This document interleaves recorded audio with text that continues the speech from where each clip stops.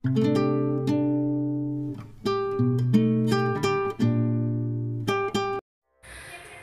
అండి, welcome back to Niharika home vlogs. మీరందరూ ఎలా ఉన్నారండి? నేను వచ్చేసి చాలా బాగున్నాను. మీరందరూ ఎలా ఉన్నారో కామెంట్ సెక్షన్లో కామెంట్ చేసేయండి. ఇది వచ్చేసి చెప్పాను కదండి, నోముది సపరేట్గా పెడతాననేసి. ఇదంతా నోము వ్లాగేనండి. మాకు సంక్రాంతి నోము ఉంటుందండి.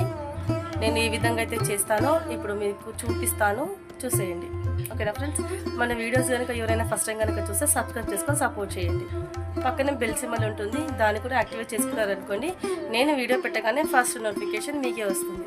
ఓకేనా ఫ్రెండ్స్? వీడియో ఎక్కడ స్కిప్ చేయకుండా లాస్ట్ వరకు చూసి సపోర్ట్ చేయండి. ఓకేనా ఫ్రెండ్స్? మరి వీడియోలోకి వెళ్ళిపోదామా?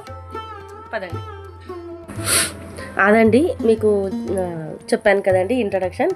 ఇప్పుడు వచ్చేసి నేను సంక్రాంతికి వీడియో తీసిన వ్లాగ్ అనుకోని పరిస్థితుల్లో డిలీట్ అయిపోయిందండి. కాకపోతే మీకు షేర్ చేయలేకపోతున్నాను. నెక్స్ట్ ఇయర్ మాత్రం ఖచ్చితంగా షేర్ చేస్తానండి. కాకపోతే చెప్తాను, ఇలాగైతే ఎక్స్ప్లెయిన్ చేస్తానండి, వినండి. నేను సంక్రాంతికి అయితే నోముకోలేదండి. నోము వచ్చేసి కొంచెం లేడీస్ ప్రాబ్లం వల్ల రథసప్తమికి అయితే నోముకున్నానండి. మనకు ఆప్షన్ ఉంటుంది, సంక్రాంతి రోజు నోముకొని వాళ్ళు ఇలాగైతే రథసప్తమి రోజు అయితే నోముకోవచ్చండి. పూజలో వచ్చేసి పసుపు కుంకుమ, మళ్ళా పసుపు కుంకుమ, నువ్వుల లడ్డు, ఏదో ఒక వస్తువు పెట్టయితే నోముకుంటాము. ఇలాగైతే చీర ఈ విధంగా అయితే కట్టుకుంటామండి. సంక్రాంతి నోము రోజు కొంగు అనేది ముందుకు వేసి అయితే నోముకుంటాము. తర్వాత బయట ముగ్గు రథసప్తమి రోజు అయితే ఈ విధంగా వేశానండి. తర్వాత తులసమ్మ దగ్గర కూడా దీపం పెట్టేసి నైవేద్యం కూడా సమర్పించానండి.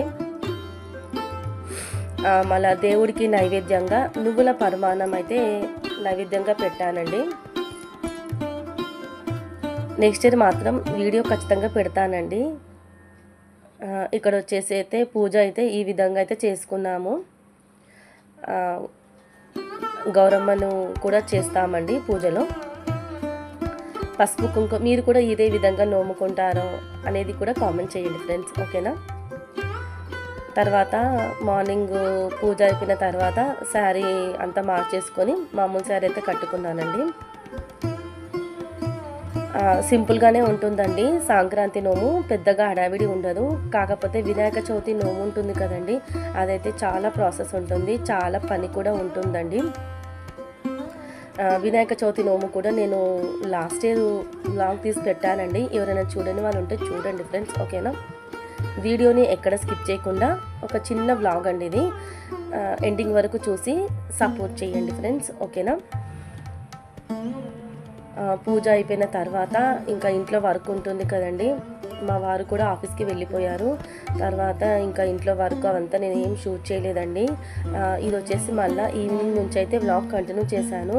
ఇప్పుడు ఒక మంచి చాయ్ పెట్టేసుకొని తాగిన తర్వాత సింక్లో కొన్ని గిన్నెలు ఉన్నాయండి, అవి క్లీన్ చేసుకోవాలి.